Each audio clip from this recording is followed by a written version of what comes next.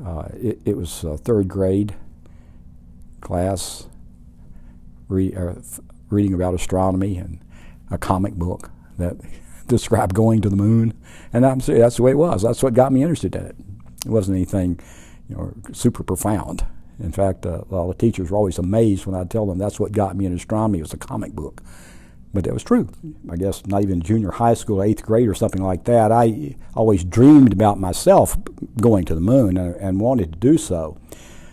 But by the time I was almost a freshman in college, I realized that was going to be impossible because there are already plans to use test pilots to do that sort of thing. And anyways, I realized that I wasn't probably cut out to do the sort of thing that would involve actually being personally involved, because it was going to be clearly a big-scale operation, and I had learned already that I wasn't a big-scale type person to do things. See, when I got into astronomy, that was back in 1959, 58, and there.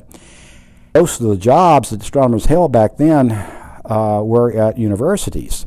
So it was natural to look for a job at a university because that's what my professors did, and I wanted to be like them. I didn't think twice in any other direction. My mother was very concerned because she thought that I'd be living on a mountaintop all my life and I'd be a hermit. So I just enjoyed going into you might say, the academic world. I was very lucky.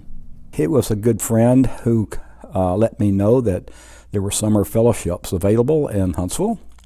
And so he recommended that I apply, and being a good friend, he told me who to write the letters to, and so I did, and I was able to land a summer fellowship there. At that time, the Hubble telescope had not been launched. I was able to do my own personal research while I was there, and I spent most of the time doing research on some stuff that I was interested in. Now, in my own research, I got to look into some different theories that I had never heard about before, because the person I worked with was kind of an oddball guy, and so he was working on strange theories that nobody's ever heard of before or since.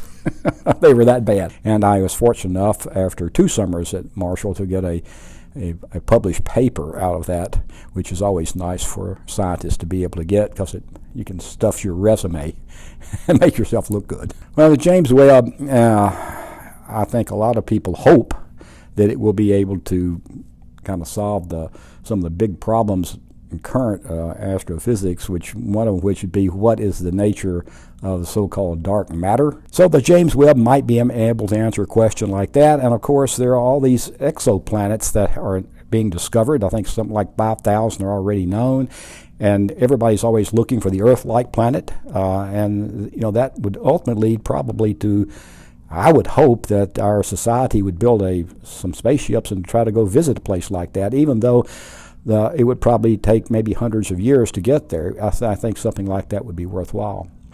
When you build a new telescope, there are always things that are discovered that nobody ever expected to discover. I'm serious when I say this, and you're maybe laugh or whatnot. I've often thought, because I'm now 78 years old, what your legacy is.